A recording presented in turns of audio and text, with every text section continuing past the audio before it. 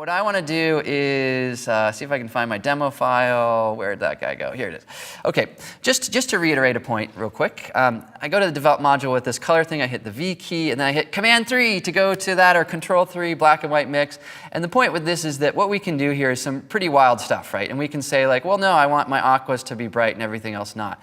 And really what we're trying to do is figure out, well, what's the subtlety of the gradation, or what's the drama we're trying to build? And so using these sliders, you really got to get into them. I know I'm talking about skin tones because I like people, but maybe you like flowers. You know, use this stuff with flowers or landscapes or whatever it is. This is relevant to a lot of different things. All right, well, let's talk about automation. And not automation, but speeding up what we do and looking at how we do that. These are some family friends of ours, one of my daughter's best buds and her big sister. And I don't necessarily do family portraiture, but I love photographing friends and family. I just love that stuff. There's something about it. So let's say with this image, I'm going to convert it to black and white. You guys know the deal. We go V, and then we say, well, I with my portraits like to have a little more stuff with the skin. The eyes are blue in this picture, so maybe I want to bring up my blues a little bit. In Command 1, going back here, I want to have some more contrast. And as I'm building this up, I'm getting to a pretty good kind of neutral place. With this image, what would I need to do with my my shadows under my eyes, right? I might get rid of those. Lots of ways to do that. In Lightroom, we can use the spot removal tool, which you know the shortcut for, because we talked about that. Do you remember it now? Q, yes, Q. Q for quickly removing stuff. So anyway, that shadow looks horrible, but I'm healing it at 100% opacity. I'm going to just scale it back just a little bit, right? Because tonality is really important. We wouldn't really maybe even notice that on the color image. You know, what do you do when Lightroom does this? It like selects the lip to retouch the eye. You're like, come on, like really? That, yeah. So you press the / key, and the / is like, Lightroom, come on, let's move forward in time. Let's get better. And it's amazing. Like if you have something on an edge, a lot of times it can align that edge. It didn't do the perfect job there for me, but sometimes that / magic. So here, feather, that's my edges, want nice soft edges. And I'm just, taking those out. Okay. All right, well, either way, we have this adjustment. And what I want to do with this adjustment is apply it to another image, but I want them to have the black and white, but I don't want them to have the stuff under the eyes. For example, let's say we go here, it's like two different people, or that maybe it's a different posture or whatever. We have a few different options on how we can work with this. One of them is to press Shift-Command-C on a Mac, Shift-Control-C, and that opens up our copy settings dialog. And with the copy settings, I can say, hey, you know what, I want everything. I want to do all this stuff. Maybe I've done my noise reduction and whatnot, but just don't copy over the brush stuff. So I copy that, and then I go to another image, Shift-Command-V, and that will then paste those settings over there. Of course, you can selectively choose other things, but the point is that's a great way to be able to speed up your workflow. All right, well, let's talk about one more thing, which is, well, no, I'll stay here. Doesn't she have a great smile, by the way? Just so, look at this. Look at that vibrant, bright smile. Anyway, and this family they have 3 daughters too. I have 3 daughters, so it's always fun to meet people like that. All right. Enough sidetracks. Let's get moving.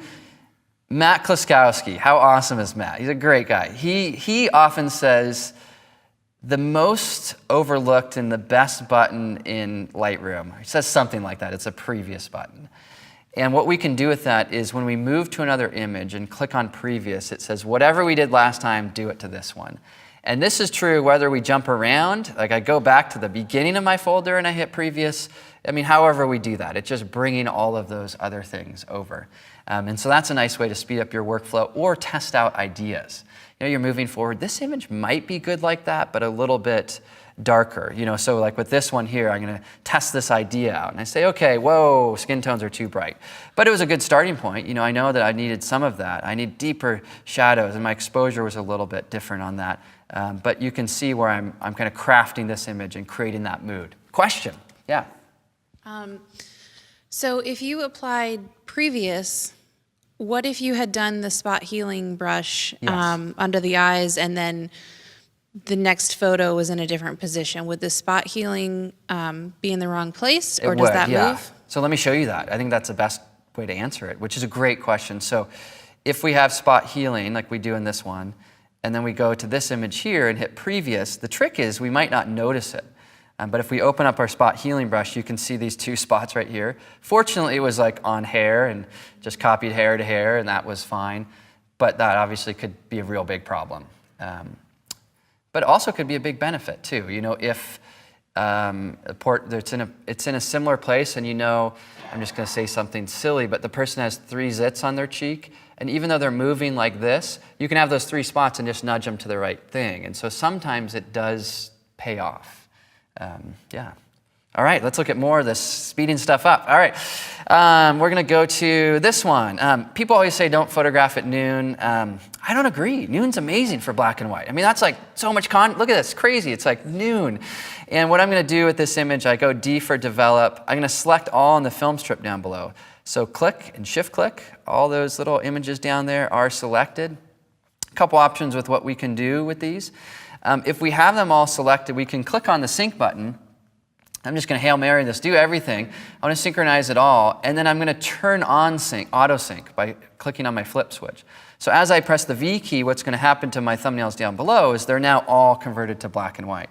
And then as I make my exposure and my contrast and my blacks and shadows, whatever it is, I'm not even really looking at the images, but they are already looking a lot better. You can see how that's happening at once. And what I was trying to do with this as well is not just talk about software, which is important, and I would fine-tune these a little bit more, but those are pretty good-looking images shot at noon. And the reason why I want to bring up that point is as you're shooting, remember it's about photography, there are certain ways to get more out of your images, and you can shoot differently when you have that black and white mindset, you know, and when you're thinking about what's happening. Even, you know, with me in people photography, if I have big shadows under eyes, I know I need to move the subject. Color and black and white, but black and white more so. All right, the other way we can use sync is if this button is off, and we click off of our images, and we then click on to a couple of them. Let's just click on to, one. Go into the develop module. That's where I need to be. Set up my environment, and all right, now we'll click on to turn off auto sync. Just for the record, modifying your images in the library module is only, at least in my workflow, is only relevant when I have images of different exposure that I need to incrementally move up from where they are. So when you have this, it's kind of complicated, but if you have under and overexposed images and you synchronize those together, they'll both move up like this. In the develop module, they do this and then move up. So it honors where they were in the library module. The develop module doesn't care where it was.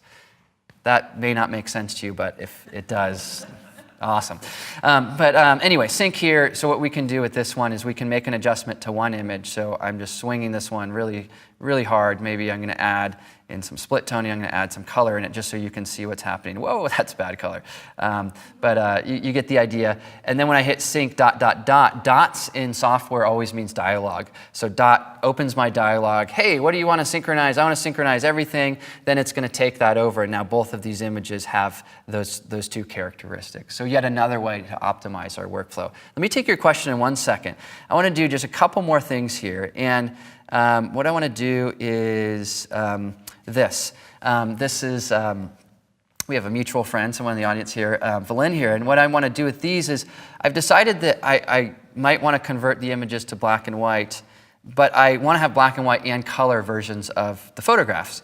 So what I'm going to do is, so we can see it back here, is let's say I'm going to select all the files in the library module, Command N for a new collection, Control N on Windows, and say, hey, I want to create a new collection set.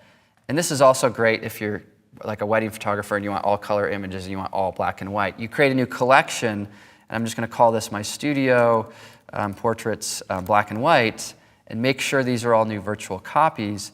And what that will do for me is it will give me the ability to say, okay, this image I like. And we saw before, if we like an image, we can do a lot of different things. We could use our previous button. There's also a crop on that photograph, so I'm kind of liking how that's bringing all these up a little bit closer on our subject. So I have all of these images here, and let's just look at those real quick, kind of see that set. But I also have back here the color versions, right? So the color versions are living there, as are the black and whites. The reason why that's helpful is because I don't know about you, but I don't always know if black and white's better. And sometimes I come back to it, I get so attracted to the color, but then I come back later, I'm like, oh, black and white's more subtle. And having that little collection can help me get into that space and have those sort of separate versus together like this. There was a question which I ignored, sorry about that. But yeah, what was your question? Yeah. So earlier you had mentioned when you sync in develop mode, it respects where each exposure is. Did I understand that correctly? Yes, and maybe I should try to do that. What I was saying is in the library module, if we select multiple images, and if we work with synchronization here, if we make even adjustments to multiple files with auto sync, like I'm clicking up, what that will do is whatever the settings are, exposure, contrast, highlights, it will take those and it will incrementally push those up. If we do it in the develop module, and I have two images that I auto sync, and I say I want the exposure to go to 1, they both go to 1. So it doesn't matter where it is. So library is really good if you have different exposures, but you realize you go back and you're like, oh my gosh, all my images need a little bit of clarity. Select them all, auto sync, they all get 2 points of clarity, or a little bit of sharpening, or a little bit of noise reduction, versus everyone gets 10 clarity. Because some images don't like 10, and so, yeah. Did that make sense? Clarify yeah. Sorry that was confusing earlier. Yeah. Does the same thing work in the quick develop settings in library? Quick develop, yeah. Same thing, meaning, can you clarify that a little more? Meaning relative adjustments as opposed to overall adjustments. Yes, library is relative, develop is absolute when it comes to auto sync. There we go. That wasn't in my notes, but it was valuable to throw that in there.